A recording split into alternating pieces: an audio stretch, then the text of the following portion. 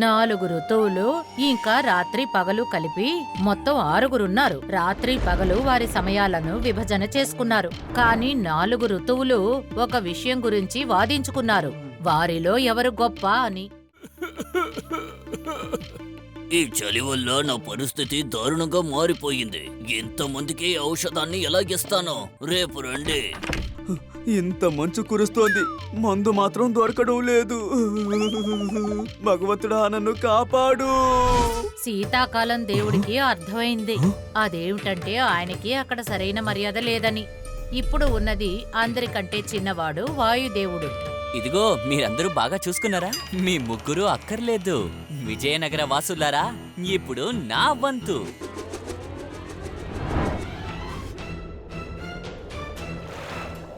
ఆహా, ఎంత చక్కటి గాలు!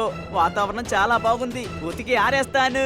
ఈ రోజు బట్టలు ఉతకడానికి చాలా అనుకూలంగా ఉంటుంది.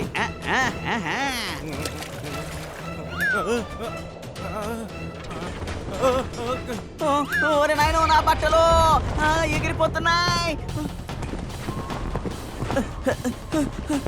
అరే నా బట్టలు!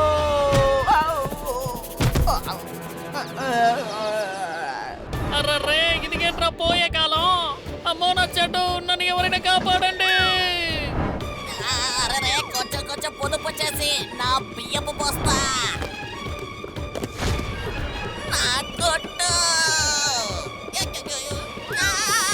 అరే నువ్వు మాత్రం ఏంటయ్యా ఎక్కడికో వెళుతున్నా? నేను కూడా నీతో వస్తాను. వాయుదేవుడు వచ్చిన తర్వాత కూడా విజయనగర ప్రజలు సంతోషించలేదు. జనం ఆ కొత్త విపత్తు వల్ల అందరూ త్వరగా చేతులు కలిపారు. దొరగారు, మీరే ఏదైనా ఉపాయం చెప్పాలి. ఇంతకు ముందు ఇలా ఎప్పుడూ జరగలేదు, కానీ కొద్ది రోజులుగానే ఇలా కాలాలు మారడం వల్ల మాకు ఇబ్బందిగా ఉంది. కొంచెం కొంచెం పొదుపు చేసి.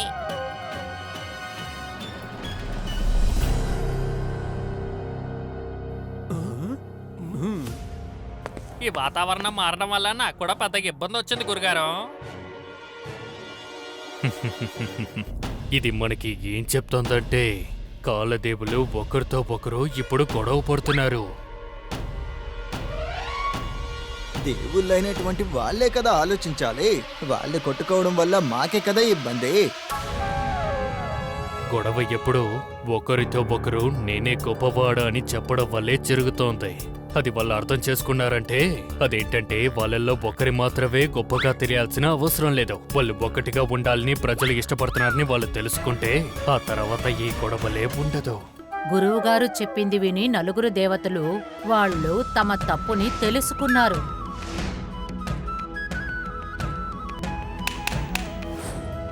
అది నిజమే.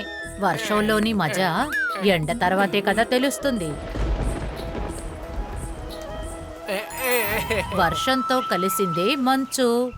ఎండలో గాలి వీస్తే ప్రశాంతంగా ఉంటుంది.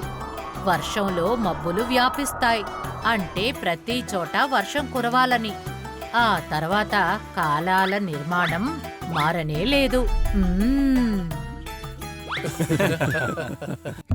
If you like this video, subscribe to our channel Murthy Media.